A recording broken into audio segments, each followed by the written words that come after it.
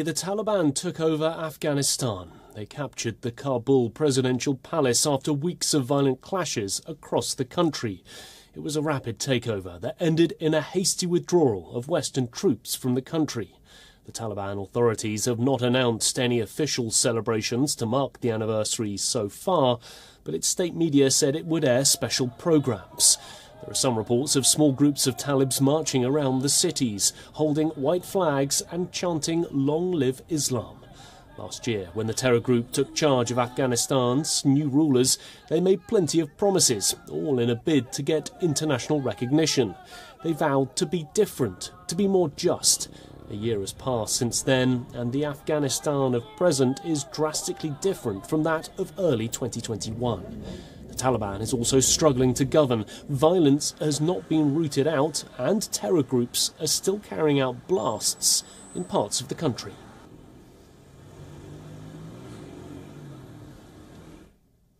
On one hand, the economic situation is difficult. On the other, the security situation is getting worse every day. We still witness the same explosions and suicide attacks we used to witness in the past. The country is suffering financially as well. Afghanistan under the Taliban has been alienated by the West. More than half of the population is in poverty. The flow of foreign aid has significantly reduced.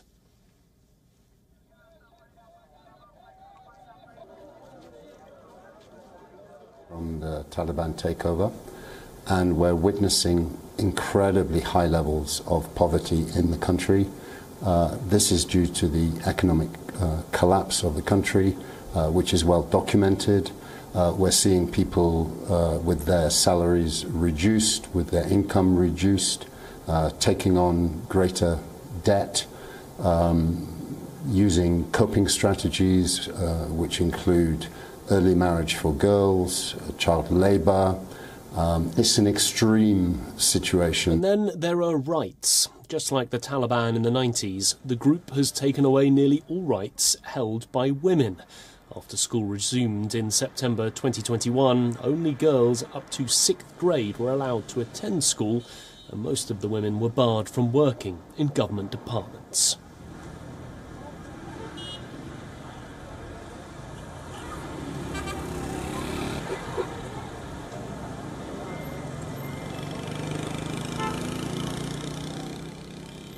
Well, our correspondent Anas Mallick covered the Taliban takeover last year and is joining us live from Islamabad.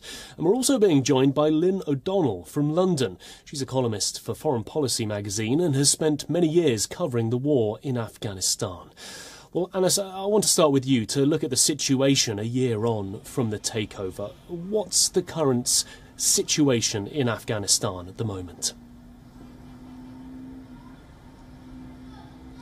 Well, Nick, the current situation, it can be described as it's in a very deplorable state.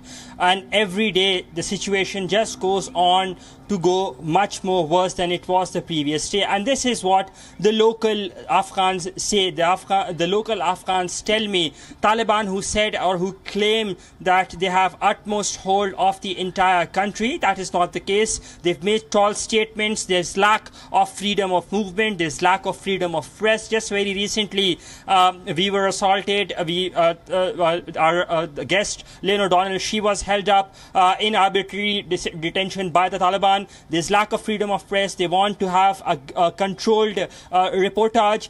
Then we come to women's rights. They're in utter chaos on that because we're yet to see women being allowed to go to work or go to school, especially in secondary school, secondary education system. That comes at a complete halt. Now, the Taliban, on the other hand, have made claims that they have absolute control over the territory, that they've done much against terrorism, and that there is no organized resistance in any parts of Afghanistan. But Daesh, or ISIS, on the other hand, continues to negate their claim while upping their attacks against the Taliban. And the Taliban completely seem helpless at this point of time. On the other hand, there is an economic crisis that is in the country. The country faces a severe cash crunch.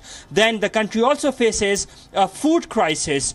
More than half of Afghanistan's population literally sleeps hungry. Out of the 38 million people, half of them literally sleep hungry. So you've got a range of issues that are there, and the Taliban only seem to make taller and taller claims, but those claims transpiring into actions on ground, that is lesser of a probability in the past 1 year that we have seen over the time. Nick? Well, Lynne, and turning to you now, you've obviously spent many years covering Afghanistan. I wanted to ask you, what's your assessment of the country a year after the withdrawal and the Taliban takeover? Hi, Nick. Thanks for having me. There's been an awful lot of revisionism in the past year about how bad it's become under the Taliban. Under the Republic, which lasted for 20 years and was supported by the Western Alliance, led by the United States, people were poor. Afghanistan's people were amongst the poorest in the world, and the government was amongst the most corrupt. But it is a fact, as Anas just said, that things are getting worse by the day. The Taliban have been telling lies. We shouldn't forget that they are essentially a gang of drug-dealing killers and looters. They say that they are building the economy by selling coal to Pakistan. They're not. They are digging the coal out of the ground and they're just selling it for cash. They're not investing anything. The United States has frozen more than $9 billion worth of the country's foreign assets, and with the killing on the 31st of July in Kabul of the leader of al-Qaeda, all trust has gone, and negotiations between the Taliban leadership in Kabul and the United States they've just broken down. Essentially, I was talking to Tom West, the US envoy, on Friday, and he told me that the United States is now not going to release the $3.5 billion that it was negotiating for the release of. So what this essentially means is that the Taliban are, like the Republic government, relying on international handouts, but what they're doing is making sure that the handouts, the money, the food aid comes through local NGOs that are registered only by the Taliban, and they're taking 20 to 25% off the top. So the nature of the negotiations with the United States was about making sure the Taliban didn't get their hands on it. But by harboring the leader of al-Qaeda, Ayman Zawahiri, in Kabul, therefore the United States to find and kill, what they've done is show that they can't be trusted. Nothing that they say can be believed, and nothing that they do is for anybody's benefit but themselves. So a huge number of problems that the country is facing. I wanted to ask you both also about press freedoms in Afghanistan. You've both been abducted. You've both faced threats while reporting in Afghanistan. Lynne, perhaps staying with you, can you tell us what happened to you recently and how hard reporting has become in Afghanistan? Well, since the Taliban started their takeover of the country on May the 1st last year, they've put media companies under a lot of pressure. Wherever they took control, they closed down media companies and arrested, detained, beat, tortured, often killed journalists. Many fled to Kabul as the Taliban's military takeover proceeded.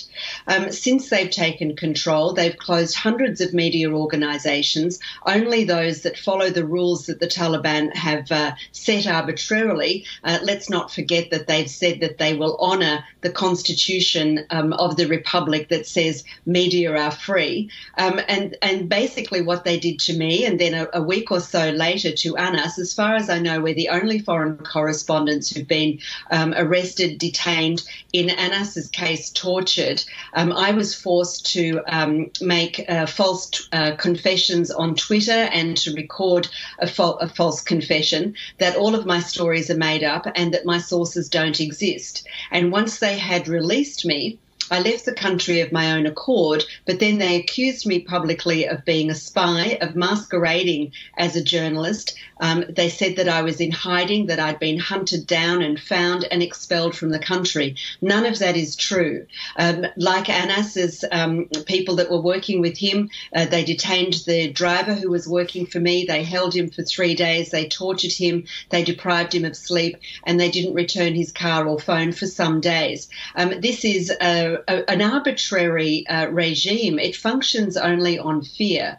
And at every stage of the experience that I had, everything was accompanied by threats, and there was an armed man very close in the room at all times. So the implication was, and I was told explicitly, that if you don't do what we want you to do, you can disappear. They told me I'd go to jail if I didn't make the public confessions. And as we know, they have a history, the Taliban have a history of taking foreign hostages and holding them for leverage. They still have at least one, possibly two Americans in their custody who they are trying to swap for people in prison in America who are serving life sentences for drug dealing. So, like I say, it's not an accountable regime. We can only hope the days are numbered.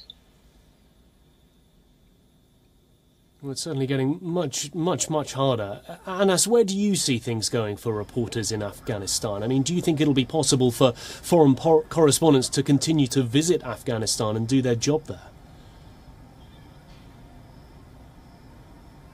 Well, at this point of time, Nick, what we see is that it's very controlled. When you go for the accreditation at the Ministry of Foreign Affairs upon landing, there you're given a big sermon on don'ts. And those don'ts, essentially, if you end up following that, there is no free reportage. Then, for instance, you can't even shoot the roads or GVs, like how we were abducted while we were shooting GVs. That's what the situation is. But as journalists, and we've been saying this, that we have a bigger responsibility to tell the truth, regardless of the situation, to going forward, to tell the story and not be the story ourselves. And that's what I think journalists there have been very bravely doing. Very recently, we saw that journalists who were reporting on the women's protest on the 13th of August, just 2 days back, they were arrested. 15 of them were arrested, including 5 foreign journalists. 5 foreign journalists were later released. And one of the Afghan journalists was released yesterday, and he said that he was electrocuted as well, and we have that on record. So by and large, this, as Lynne has said, that this is an oppressive regime, but one must not lose hope. And for journalists, as I said, we have a bigger responsibility. Yes, the times are tough. Yes, the window is closing in, and you don't have much of a greater leverage to report on or to work on, but the show must go on, the work should continue, and you have to tell the story. Nick? Anas Mallick, Lynne O'Donnell, thank you both very much for your time today.